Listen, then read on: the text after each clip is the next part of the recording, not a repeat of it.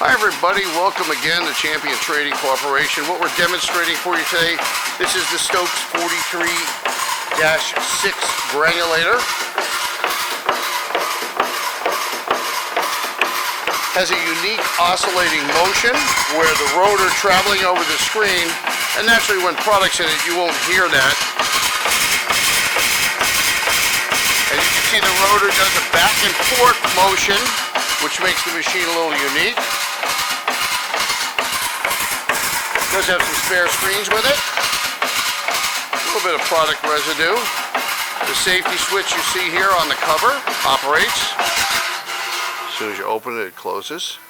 Take a good look at the rotor. A little product residue in there. We're going to clean that out shortly. We have lots of mills and process equipment in our stock, so we do hope you'll visit our website at www.champtrading.com.